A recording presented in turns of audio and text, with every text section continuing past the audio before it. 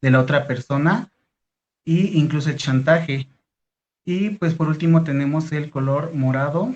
Aquí pues ya es como una fase más peligrosa que pone pues la integridad física de la otra persona y pues aquí ya es como un estado de mucha alerta y de ayuda profesional. ¿Por qué? Porque aquí ya se experimentan como amenazas, muertes, incluso el abuso sexual. Y siguiente, por favor. Bueno, también existe el círculo de la violencia. Eh, pues aquí digamos que es de repente como difícil identificar estas etapas. Empezamos con la primera, que es la acumulación de tensión. Aquí pues es difícil identificarla, ya que su principal elemento es la violencia psicológica, donde el agresor pues manifiesta cada vez mayor su irritabilidad, su intolerancia, su frustración, insulta, aísla y critica a la persona, e incluso aquí digamos que responsabiliza a la otra persona pues del estado de ánimo que tiene, pues sí, la persona que hace, digamos, esta acción. Y la persona que es violentada muchas veces suele como justificar esta conducta agresiva con frases como de, pues es que yo lo provoqué, ¿no? O me cela porque me quiere. O sea, justifica toda esta parte quitándole pues el peso que realmente tiene pues el agresor. Después tenemos el estallido de la violencia, pues ya este es el resultado de la tensión acumulada. Aquí ya se pierde toda la posibilidad de comunicación con el agresor y pues ya empieza aquí la descarga de sus tensiones. Después de estallar, o sea, de que ya cometió, digamos, el acto, puede ser que incluso el mismo agresor cure las lesiones de su víctima, incluso la lleve al hospital argumentando que pues se trató de un accidente, que bueno, que sí lo hemos visto, ¿no? Muchas veces pasa que incluso la misma víctima dice, pues me pegué, no sé, con la puerta, todo esto, entonces igual pasa mucho. Y tenemos también la luna de miel. Esta fase pues se conoce como, entre comillas, un periodo de relación, que realmente pues no lo es, porque aquí el agresor muestra arrepentimiento, pero no por haber estallado, o sea, por haber cometido lo que hizo, sino más bien lo hace pues por la manera de haberlo hecho, ¿no? A lo mejor hasta de llegar a un extremo pues ya un poquito eh, más feo que la vez anterior.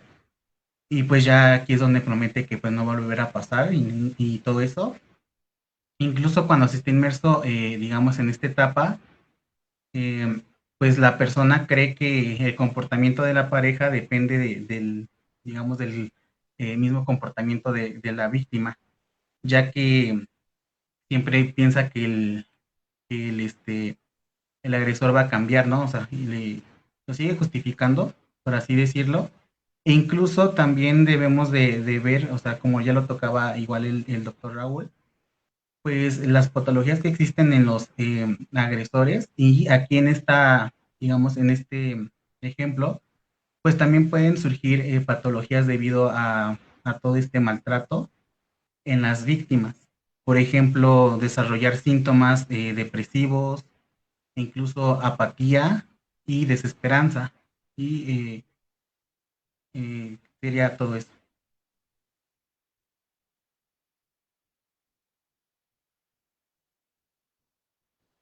Muy bien, muchísimas gracias a los dos, a mis compañeros por la excelente exposición del día de hoy. Y bueno, vamos a abrir justamente el espacio para las preguntas, por si quieren ir realizando alguna duda que les haya quedado o si tienen alguna situación en particular que les haya sucedido, que hayan escuchado, por favor, coméntenlo ahí en el chat de vía Facebook, o inclusive aquí para los que estamos en la transmisión directa de Meet. Y bueno, algunas de las preguntas que nos han estado realizando es, ¿en qué momento se sabe cuando existe violencia en la pareja? ¿Cómo lo podemos identificar?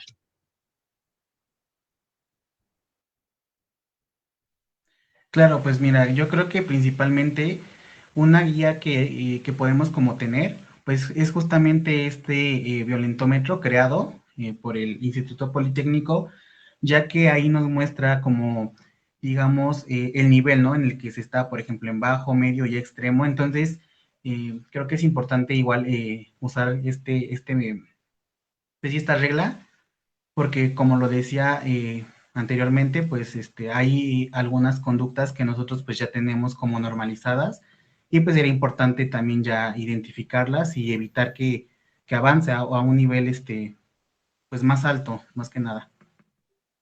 Sí, exactamente. Digo, perdón, rescatando el punto que acaba de comentar Eloy, el problema que tenemos muchas veces con la violencia es que llega a ser tan sutil que no nos damos cuenta cuando estamos en ella, ¿no? Y entonces pensamos muchas veces que esto se va a acabar, que esto va a desaparecer, que va a mejorar, digámoslo así, ¿no? Pero la realidad es que normalmente cuando alcanzamos o somos capaces de detectar este tipo de acciones por parte de la pareja, va a ser, ¿cómo les diré? Normalmente tiende a aumentar. Y como tiende a aumentar, muchas veces, ya cuando nos damos cuenta es cuando ya pasa algo muy grave, sobre todo, ¿no? Vamos a pensarlo así, ahorita en el violentómetro que nos presentaban, empezábamos desde un nivel que iba con la parte de manipulación, que sería un tipo de violencia que se le conoce como agresivo-pasiva. Y si se dieron cuenta, el último punto o el punto de los últimos puntos ya era el tema de violencia física, ya era el tema de las agresiones, ya era el tema a lo mejor de los golpes, ¿no? Y muchas veces, y esto se los comento, lo he escuchado en muchas ocasiones, mis pacientes me comentan, es que no sé en qué momento llegué aquí. O sea, un día era celoso, al día siguiente por los celos ya no tuve amigos, después ya no me junté con mi familia, por los mismos celos ya no trabajé, ya solamente le hacía las cosas, después me empezó a gritar, después me empezó a reclamar y ahora me golpea. O sea, no sé en qué momento llegué precisamente a este punto. De hecho, por eso es lo importante de que sea esto, de que quitemos este tema tabú de hablar de violencia y de que seamos capaces de entenderlo, porque hasta que no lo entendamos, no somos capaces tampoco de identificar en qué momento empieza, y si no identificamos en qué momento empieza, desafortunadamente al ser un círculo, tiende a ir aumentando conforme se vaya dando el tiempo. Sí, muy Yo bien, creo, perdón, Ah, yo sí, creo sí, que sí. un buen tip, si me lo permiten, y eso sería como a manera de tip, un buen tip para detectar la violencia, yo creo que sería cuando ya nos sentimos incómodos. Cuando eso que hace mi pareja me genera incomodidad. Ese momento, digo, no es para, se vaya dando el tiempo. Para a lo mejor decir, ay, me van a pegar o me van a Sí, muy golpear. Yo bien, creo, muchas. pero si ya es un tip que me está Sí, sí, diciendo sí. un buen tip, porque si algo está pasando ahí. Ok, ok, muy bien, sí, justamente. También nos preguntan, ¿cómo podemos detectar violencia en el ámbito laboral, aun cuando estemos trabajando a distancia? Yo, si me permiten, yo tengo una respuesta bien buena para eso. Adelante, adelante. Violencia en el ámbito laboral, por ejemplo, cuando nuestro jefe, supervisor o empresa piensa que solamente nosotros como personas nos debemos total y completamente a ellos. Es decir, que estamos 24/7 por estar en la casa. Que, por ejemplo, al estar en la casa, como no tengo que transportarme a lo mejor, esas 2 horas o una hora de transportes las tengo que pagar en este caso, ¿no? Estos serían buenos indicadores para darnos cuenta de cómo funciona esta parte de la violencia. De hecho, sí, justamente creo que con este tema pues, de la pandemia lo hemos visto demasiado que, pues sí, o sea, la gente, de hecho, siento que hasta estaban mejor como trabajando presencial, por así decirlo, porque pues sí, justamente lo que mencionaba aquí el doctor Raúl, pues ya te hacen como que esas 2 horas que te hacías las trabajes y luego hasta más carga de trabajo porque pues estás en tu casa, igual el tiempo que te hacías en ir de la escuela, bueno, de tu trabajo más bien a tu casa, pues también te lo ponen a usar en trabajo, entonces pues sí, creo que es una buena observación también. Ok, muy bien, muchas gracias.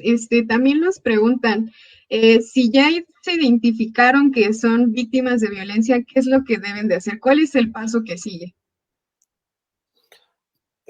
Bueno, mira, si ya identificamos que yo soy una víctima de violencia, el primer paso, que probablemente sea el más complicado, pero que yo considero necesario, es levantar la mano y decirlo. Porque la violencia tiene un amigo muy en particular y ese amigo es el silencio. y desafortunadamente el silencio, el primer paso de ayudarnos que probablemente sea el más complicado, pero que yo considero necesario, es levantar la mano y decir, solamente nos termina hundiendo más. Porque la violencia ahora, ya dependiendo particular el tipo de violencia, la forma de violencia, el silencio, cómo se esté llevando a cabo, desafortunadamente el silencio, pues ya dependiendo ahí tendríamos que tomar decisiones sobre qué es lo que yo quiero hacer, qué es lo que yo busco hacer. Aquí en este caso, nosotros, o la idea, cercana al 14 de febrero, lo estamos pensando en la violencia, por ejemplo, en la pareja, ¿no? Entonces vamos a pensarlo de la siguiente manera. Si mi pareja llega y me suelta un par de batazos en la cabeza, pues lo ideal sería ir al Ministerio Público para levantar una denuncia de hechos y que se siga precisamente eso porque ya es un delito. Pasa igual, por ejemplo, con los golpes. Pero, por ejemplo, si me doy cuenta que mi pareja me está celando de manera excesiva, tenemos también que llevar a cabo el aprendizaje de los límites, en poner esa parte de límites. Y en este caso, dentro de poner los límites, tendríamos que decir, ¿sabes qué? Hasta acá y se acabó el asunto, ¿no? Y si continúa o si la persona no quiere aceptar los límites, tendríamos que hacer un ejercicio de conciencia si realmente ese es el lugar donde yo quiero estar.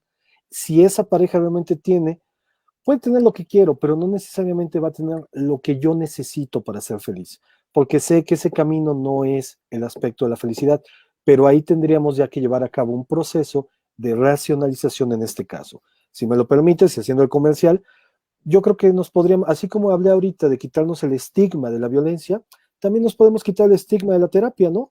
Abrir, levantar la mano y decir, tengo un problema, ayuda.